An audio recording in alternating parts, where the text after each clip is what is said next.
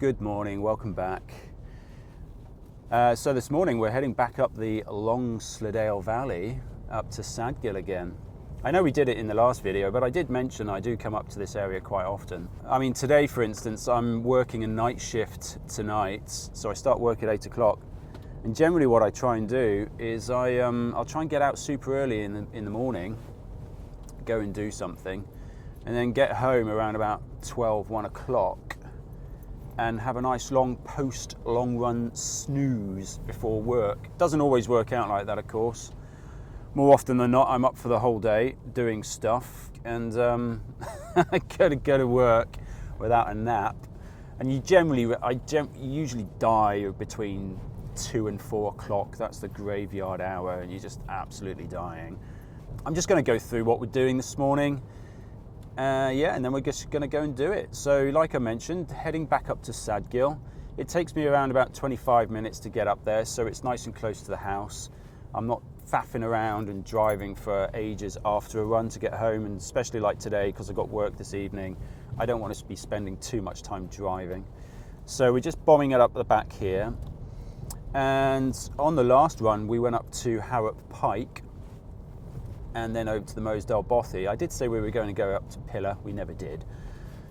But today, we're not doing that. We're not breaking off and going straight up into the fell, so to speak, from the car. We're heading up a track, the Gatescarth Pass. We're going up to the first, section of that, so to speak. And then we're going to break off left and go up through some old mines, an old quarry, and head up to Kentmere Pike through the back way. It's not a route often taken. I've taken it a few times before. I did cover it in a video before. There's some cool waterfalls up through there. So yeah, we're going up to Kentmere Pike.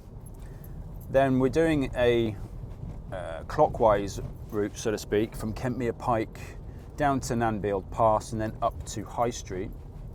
And then from High Street we're going to head north, and then rather than come off Riggindale Crag Ridge, so to speak, I'm going to head a little further and we're going to come off Kidsey Pike. Oh, it is rush hour. It's you can get bus through there. Come on, don't be shy, you can do it. That's it, squeeze. Come on, you can get through there. Oh my word. Anyway, what was I saying? Yeah, so we're gonna come off Kidsey Pike, bounce around Haweswater briefly, the top end of that, and then I'm not entirely sure. I might come. I want to get some decent elevation today again, so I'm looking to get around about 5,000 feet of elevation, which in new money, what's that? Just under that's about 1,600 meters maybe. Yeah. So once we've done that and we're down near Haweswater, obviously I've got to get back over to the car. So I might head up Harter Fell and then back on to Kentmere Pike, because I do love the descent off Kentmere Pike down into Sadgill, or either when you're going down on the other side and you're going into Kentmere itself. I do like that. I do like the descent there, because it's a nice open runnable descent. You can really pick up some speed going down that. It's good fun. But I think, yeah, I'll either go back up to Kentmere Pike or do something else basically. So, but as you may have noticed, you know, I go through what we're going to do, and then half the time I change my mind. So, yeah, you're like that. Hang about, John's not doing what he said he was doing. You didn't go up there. But yeah, I mean, plans change, don't they? As they say, no plan survives first contact. So, yeah, that's what we're doing today. Yeah, so this run should take me quite nicely into the 30-mile bracket for the week. And also well over 2,000 meters. It's probably going to end up looking like about a 3,000 plus meter week, which is pretty good. Yeah, I mean, I'm not particularly, like I said, I'm not particularly training for anything. I just want to get some good hill legs in for next season's fell races. And of course I want to improve on the times that I got this year, because there was a few. It was a real learning process for me, because I always thought, because I moved up here a couple of years back and just got into trail running and stuff like that, and I always felt like, oh, fell races, they're a bit beyond me. Those blokes, they just bomb it round. They're absolutely demons. They're mountain munching demons, flying over the fells like absolute monsters, I thought it was a sport that was kind of inaccessible to me, really, because I never really felt fit enough, But then I realised, just turn up and give it a go. And then you realise that actually I can do this as well. And of course, there are the superhuman runners that bomb it off right at the beginning, and that it's great to see them do that. And then there's the rest of us who kind of like plodding along, dying on the uphills, tentatively finding their way down over the rocks without slipping and smashing your face in and stuff like that. But the thing I love about the fell races is, of course, when the time, me personally, I'm kind of running against the clock. Well, I was this year. I just didn't want to get timed out. And luckily, I managed not to, A, get injured or have an accident, and B, not get timed out, basically. So I managed to get round my runs. And I was really quite pleased when I found my name on the Lakeland Classics trophy list. Right down the very bottom, mind you, second from last. I was quite chuffed with that. So next year, I'm looking to repeat that process, but be a little bit more up the board, so to speak. So that's the plan. So I just want to stay fit and injury-free, more importantly, injury-free. And I just want to get more confident, and next year is going to be a good one. I can feel it in my bones. But yeah, we are just getting up to Sadgill now. It's just around the corner. I didn't actually show it to you last time, not really. So I'm going to get out the car, get all my crap on, and then give you a little pan of Sadgill, and then we're just going to head off, because I don't want to faff around too much. I've got about 4 hours I can play with today, so it's going to be a good run. And as you'll see in a second, it's such a clear day today. It's going to be a cold one, of course. Oh, there are a few people here already. Where can I put the car?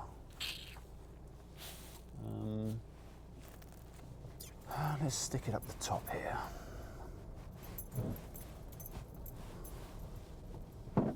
Oh. Lots of scraping. There you go. As you can see, it's not actually a car park, so to speak. It's just a place that you can put cars. And it's just gone 8 o'clock, and people are already starting to arrive. So, mind you, it is Saturday. Oh, on a weekday, it'll still be empty. So we're just going to head up the main path here, up Gatescarth Pass, and then head on to Kentmere Pike via the back way. Good job the rock steady setting on this camera is working, because my hands are shaking. So right, we're going to get on with this, because I need to warm up. And yeah, let's do that. Right, let's go. Let's do it. The other thing that I noticed, of course, is because it's so cold this morning, there's a lot of ice out.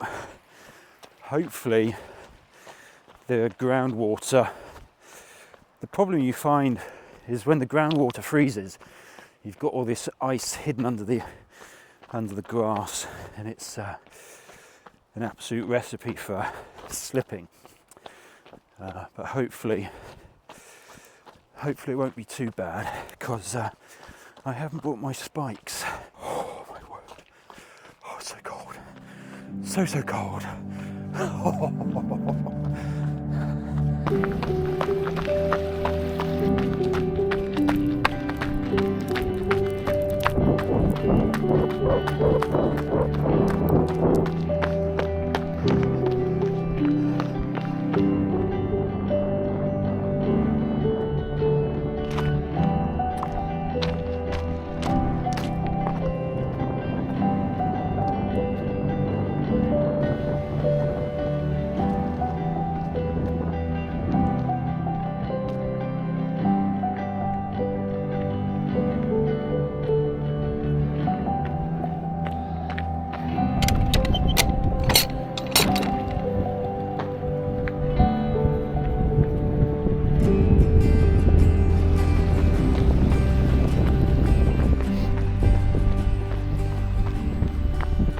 So yeah, that's us. We've just come up the first part of the track, coming up to Gatescarth Pass, which was the gate back there, which I just went through.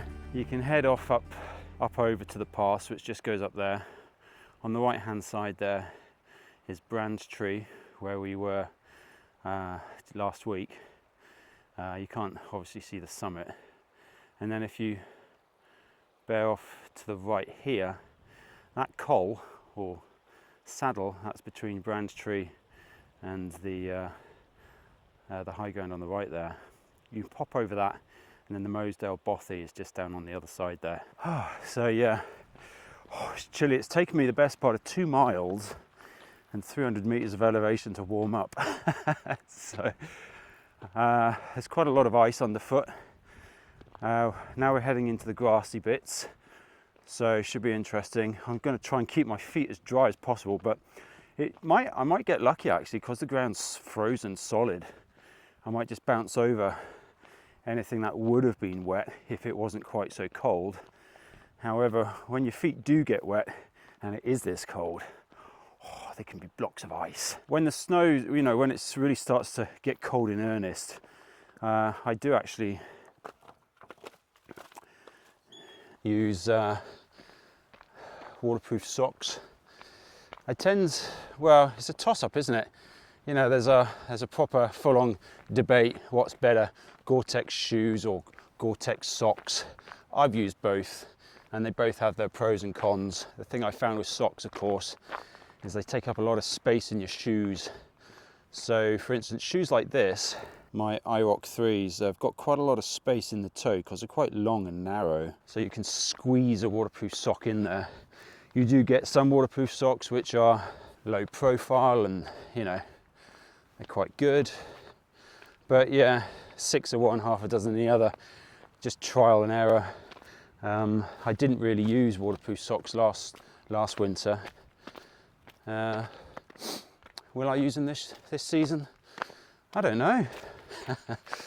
Anyway, point being, when it is cold and your feet get wet, they start to freeze. So we are going to head over this wall stile and then start making our way up to Kentmere Pike through the back way. I've got to hand it to VJ Sports, the makers of these shoes. The rubber that they're using in the soles is quite tacky. It kind of wants to stick to water, so it's, what's the word?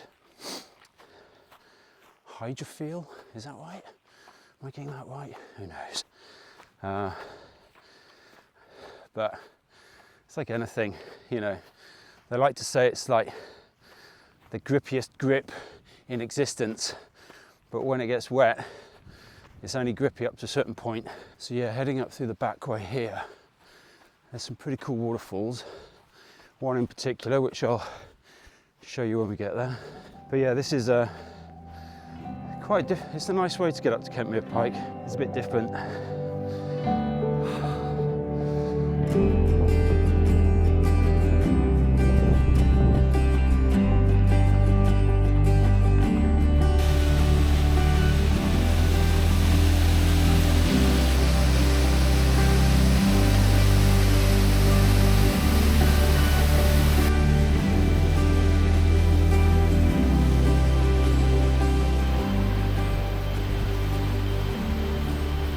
So if you are going to come up this way, this fence line is actually quite a good fence to follow. The path pretty much handrails this fence. So yeah, in the clag, yeah, it's a good reference point really. Coming up here is a bit of a grind. Let's just get up there. Kentmere Pike, it's not too far. I've been going just over an hour now, which isn't bad going. Seeing that I'm waffling and running at the same time, well, not running at the moment.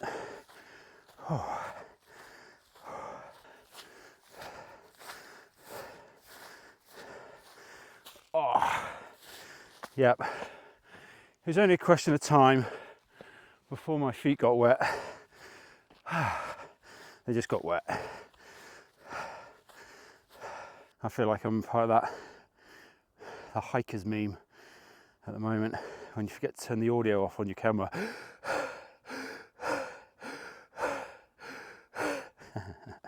So I decided to cut the corner there, and coming through this, it's a bit of a grind. It's frozen on top, and every time you step into it, you kind of break through. It takes the power out your foot strides. So here we are, Kentmere Pike, approached from the eastern aspect, if my mental compass is correct. The trig point blends into the wall quite nicely there, but yeah, oh my word, it's turned out to be an awesome morning.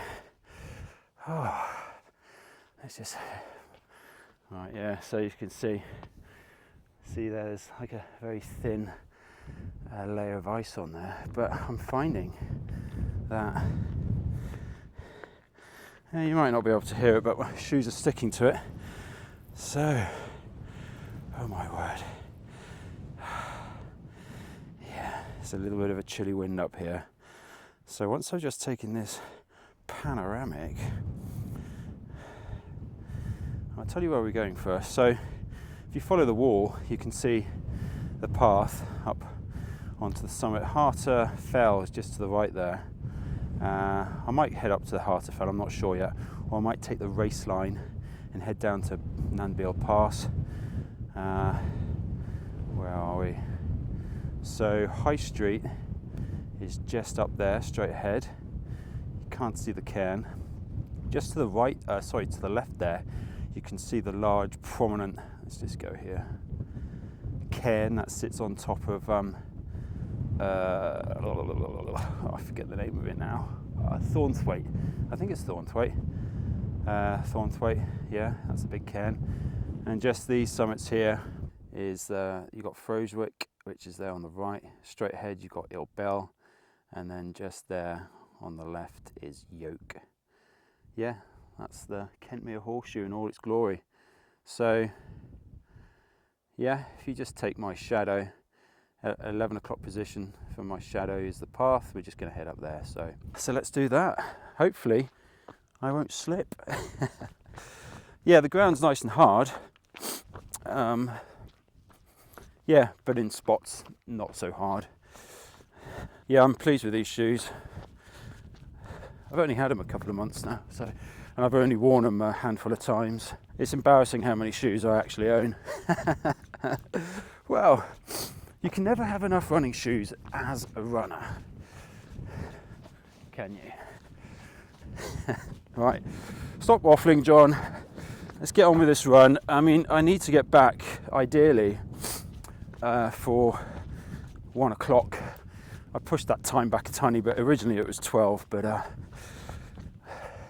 get back for 1, back home, showered, ready for bed, hopefully by 2:30, 3 o'clock, 1 to 2 hours of sleep, get up, have something to eat, head into work. Yeah, that's the plan for today. Right. But yeah, as pre-work activities go, I gotta admit, going for a fell run is Yeah, awesome. Yeah, I'm used to actually coming the other way. I can't remember the last time I ran off Kentmere coming this way. It's always clockwise I tend to run around this horseshoe. Not often have I gone anti-clockwise. So it's quite nice seeing it from a different angle. Right, better get a move on.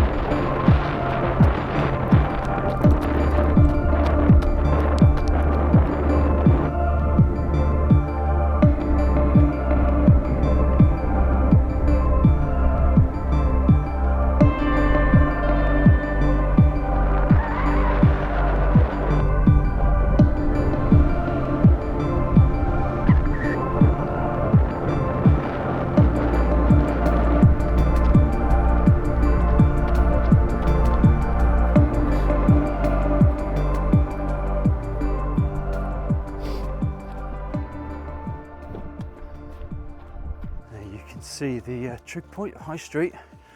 So yeah, back up High Street.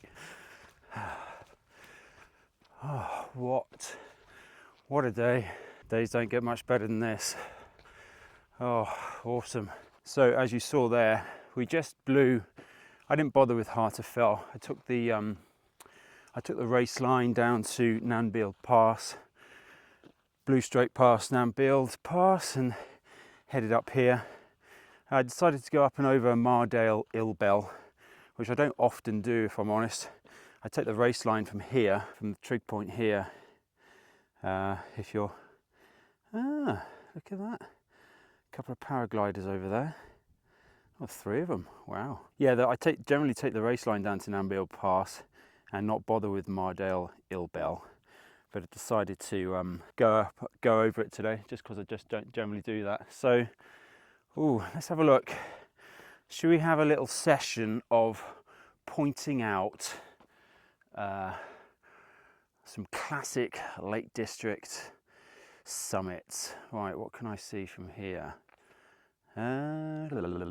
So over there, you can see Red Screes. And then if we swing over here, right over in the distance there, you can see Fairfield, and then from Fairfield, that over there, Dollywagon Pike, and from Dollywagon Pike you go over the ridge, and in the far distance there you can see Striding Edge, Helvellyn, and that is, oh, can I remember? Cat's Eye Cam, I believe it is. Yeah.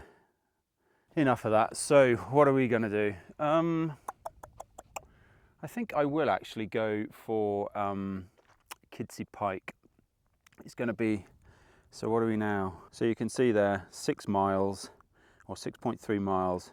We've been going for 2 hours, just over 2 hours now. So yeah, I guess if I get a move on and stop faffing around and waffling at you guys for getting my camera out, etc., etc., I'll probably be a little bit quicker. So what I might do is we'll just have a running montage now of me bombing it down Kidsey Pike.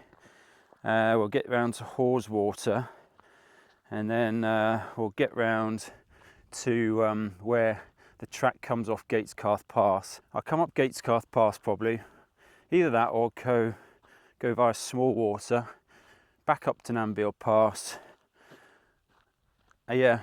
Back to Kentmere Pike, and then this time I'll take the I just bomb it down like I did last week, Shipman Knots, and back down that way. So yeah, that's the rough plan. That might change. Yeah, I think I better get a move on really, haven't I? Right, let's go.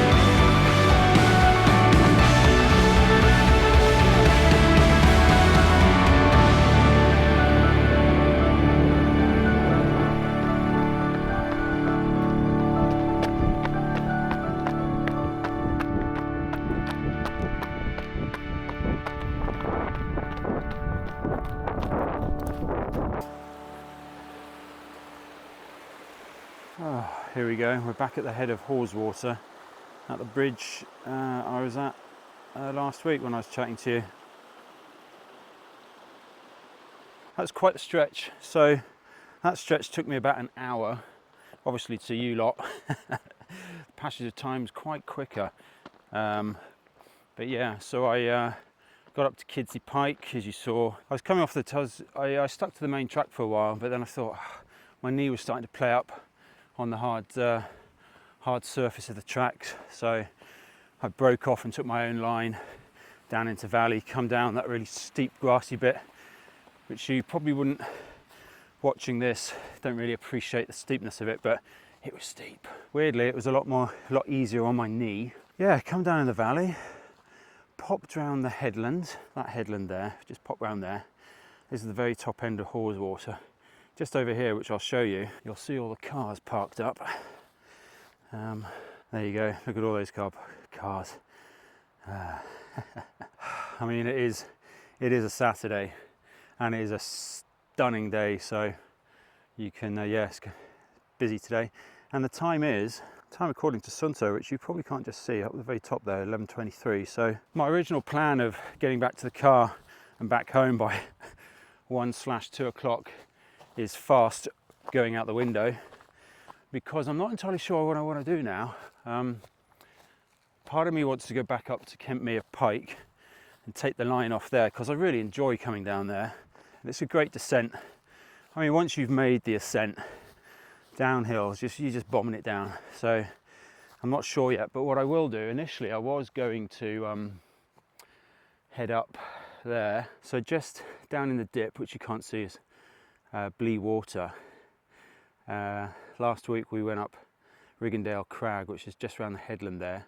You can just see the top of it, just there.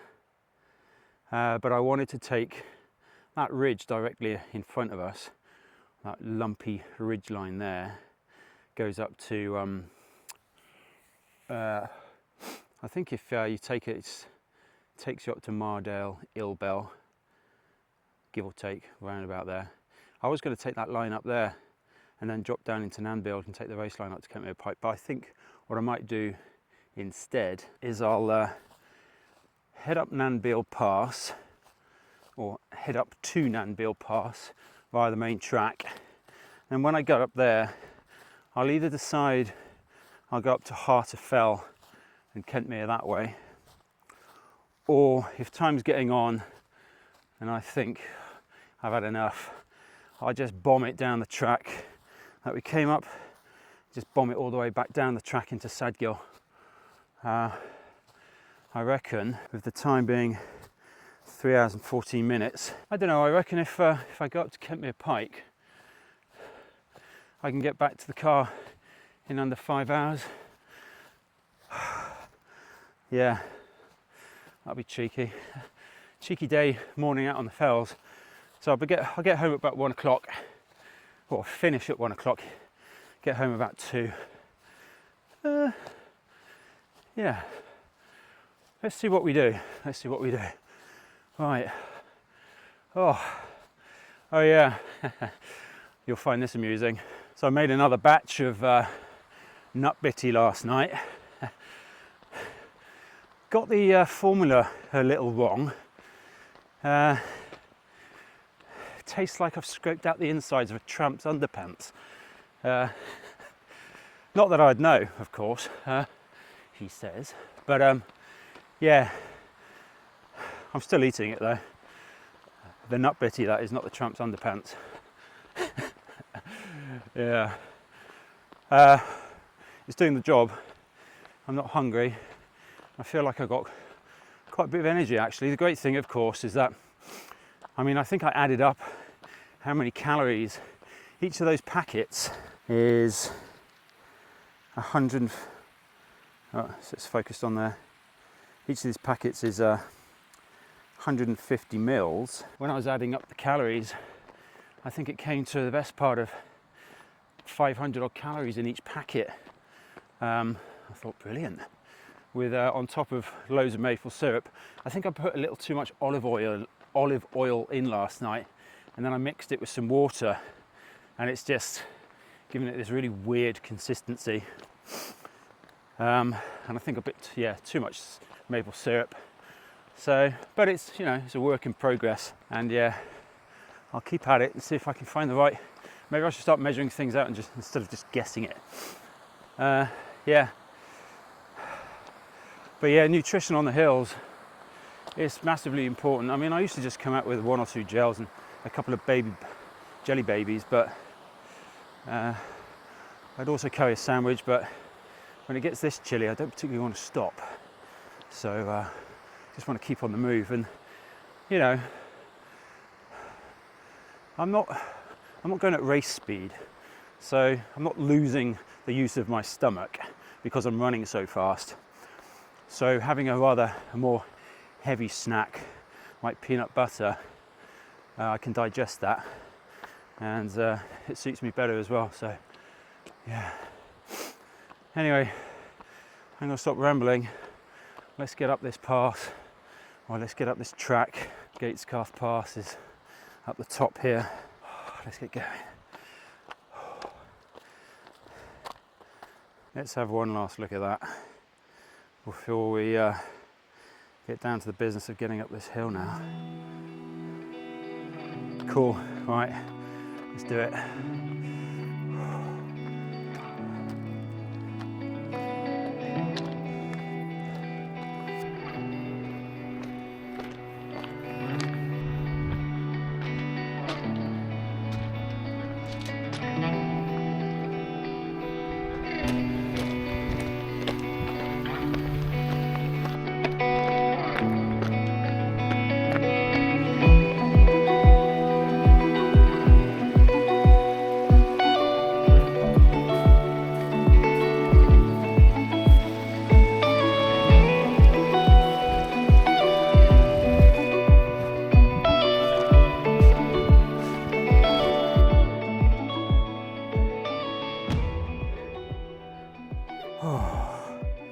It's a shame you guys can't appreciate how steep this hillside actually is.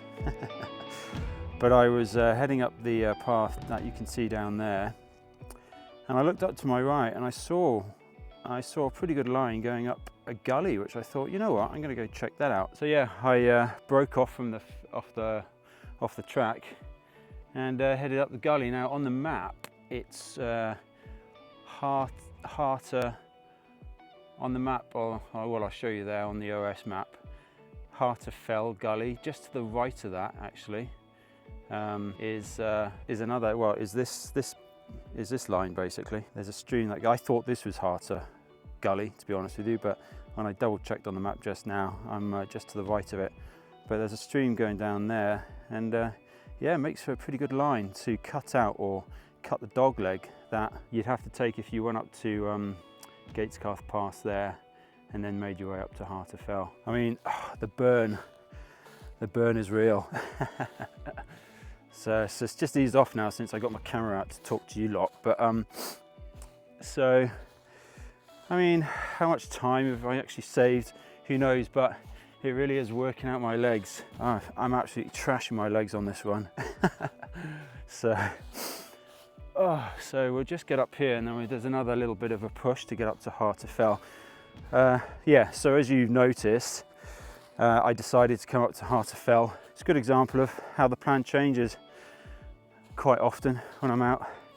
I'll see something, I think, oh, you know what, I'm going to go and explore that. I mean, time, I am pushed for time at the moment, I'll be honest, but I'm kind of enjoying myself too much. Don't particularly want to go home just yet, so I've a little bit to explore. I think by the time I finally do get back to the car, I'll be out, be about 5 and a bit hours probably. So what I'm going to do, when we finally get up here, I'm going to put the, well, I won't put the, oh, someone's been down here. I wonder if you can see that. It's just a line of footsteps. So someone else has thought of the same thing as me, decided to take the more adventurous line. So yeah, what I'll do is I won't say much now for this next stretch. Yeah, we'll just have a bit of a montage. We'll bomb it up to Heart of Fell. Let me just show you this. There you go, Haweswater. Oh my word. And over there, that's Brand's Tree. We were up there last week. So yeah, as I was saying, we're just going to bomb it up to Heart of Fell now, and then back onto Kentmere, and then I'm just going to take the same route that I did last week coming off Kentmere, and hopefully, so we're just coming up to 4 hours now, hopefully we can get all that done probably in just over an hour. I don't know if you can see that too well. 11.48 miles by the time we get back to the car. Yeah, I reckon about 14 miles maybe, pushing 15 possibly. Anyway, it's chilly. I'm gonna get going. Oh my God. All right, let's keep going. Let's push out this last bit, and I'll chat to you again as we're getting close to the car. Probably actually on the same stretch of track I was chatting to you last week actually. So yeah, let's get on with it.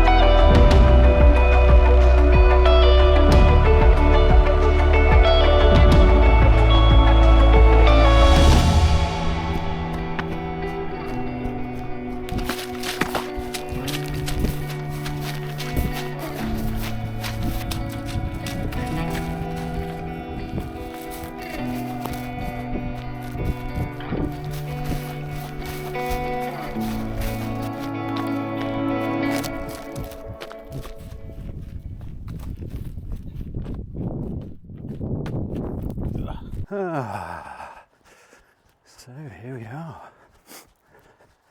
Oh, let's just get down to the track. Oh my Lord. Oh, that was some stretch. Yeah, that's, let me just compose myself. That was an awesome awesome run. However, so as you can see there, 15.76 miles, just hit the 5-hour mark. So by the time we get back to the car, it'll be about 16 miles. And yeah, I kind of estimated. So we hit the target, got down here within the hour. That was some push, and I really do feel it in my legs. I've really beasted my legs today, that's for sure. Yeah, I'd say that's definitely at the top end of my capacity at the moment. I definitely feel that in my knees and my quads. However, I don't feel like I've actually broken myself, you know. My knees ache really bad, but there's not a pain there that I'm thinking, oh, I've just pulled a muscle. So yeah, but I'm definitely going to feel it later on. You know, when you're doing something and you're thinking to yourself, oh my God, I'm gonna pay for this later, but I'm just enjoying myself way too much now. Yeah, I'm thinking, oh, I need to get back. I need to get some sleep before work tonight.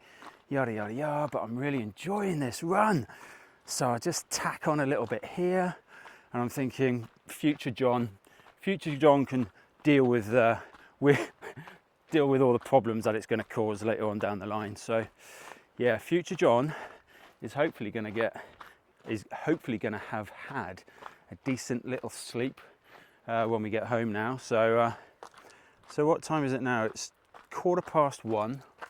Yeah, should get home now by about 2:30. Once I've got a sandwich waiting for me in the car, so I'm just going to chill, eat my sandwich, have my coffee. I've got coffee in the car, decaf for today.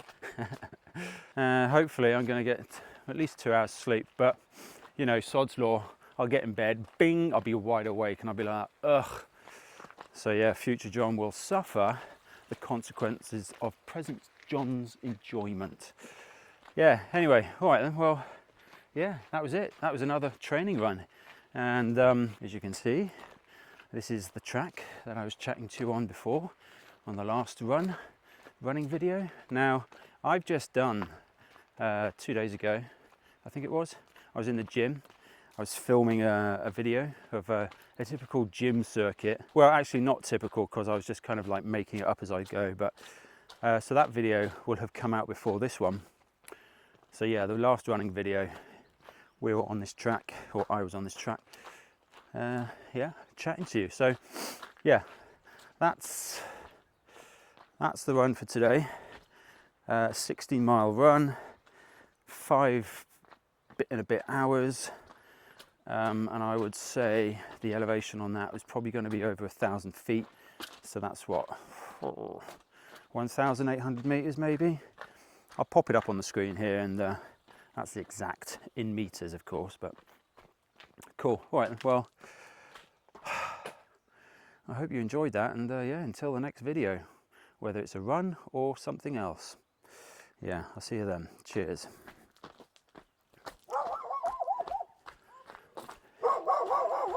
Hello, mate.